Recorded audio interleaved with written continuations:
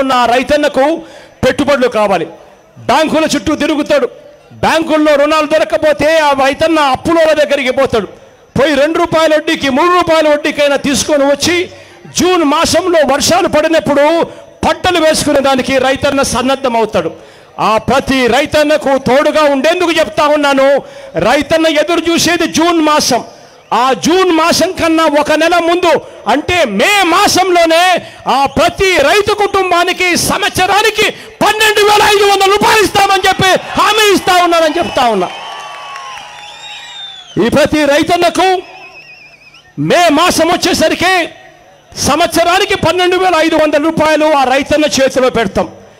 1 ఎకరా రైతు 1 ఎకరా పొలమో 1/2 ఎకరా పొలమో ఉన్న రైతన్నకైతే ఈ 12,500 రూపాయలు ఒకేసారి రైతన్నకు తోడుగా వస్తే అదే రైతన్నకు 1 ఎకరా దాకా పొలం ఉన్న రైతన్నకు దాదాపుగా 90% పెట్టుబడి ఖర్చు వచ్చేసినట్టే. 1/2 ఎకరా ఉన్న రైతన్నకు కూడా పూర్తిగా వచ్చేసిన పరిస్థితి వస్తుంది పెట్టుబడి ఖర్చు.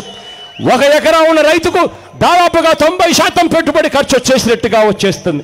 అదే 2 ఎకరాలు ఉన్న రైతుకైతే ఈ 12,500 రూపాయలు ఆ ప్రతి రైతన్నకు కనీసం 50% ఖర్చు కన్నా వచ్చినట్టుగా కనీసం వస్తుంది.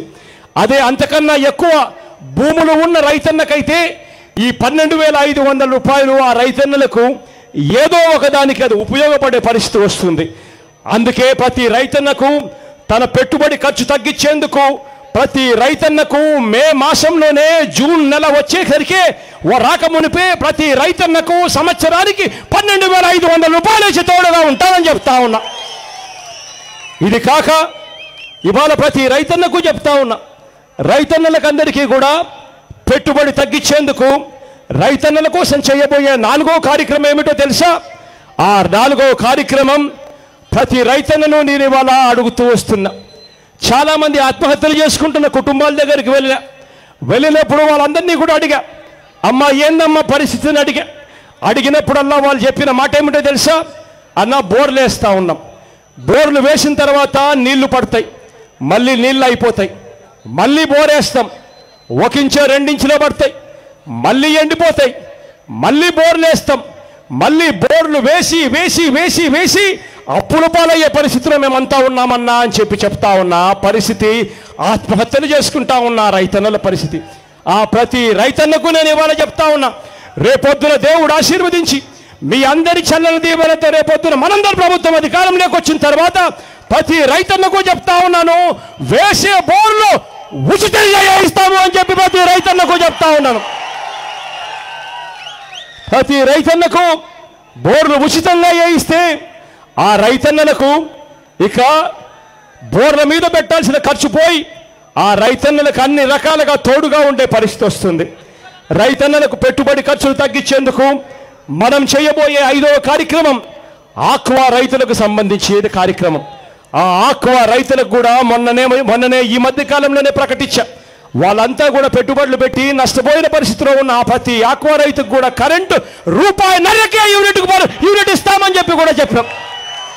ఇవన్నీ చేయడం వల్ల రైతన్నలకు పెట్టుబడి ఖర్చు తగ్గించే పరిస్థితి వస్తుంది.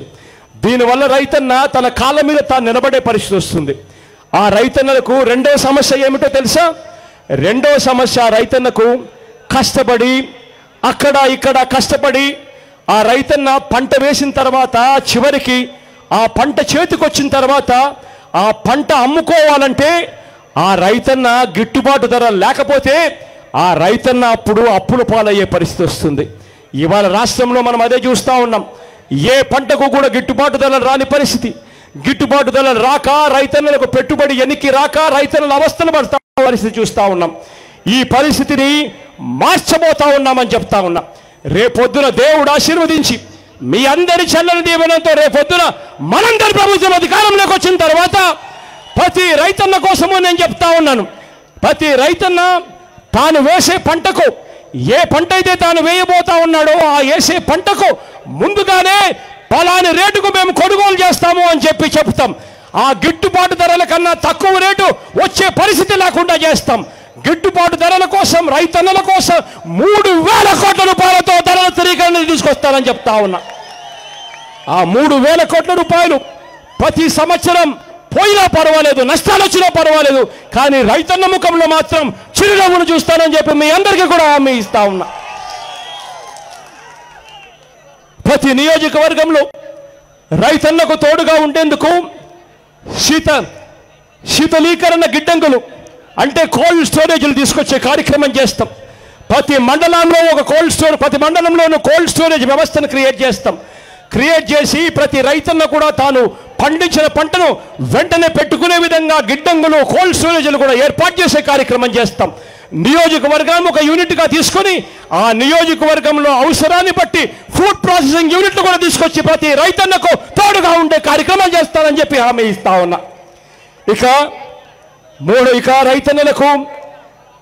రైతన్నలకు గిట్టుబాటు ధరలు కల్పించే విషయంలో ఇక రైతన్నల కోసం మనం చేయబోయే కార్యక్రమం ఏమిటో తెలుసా?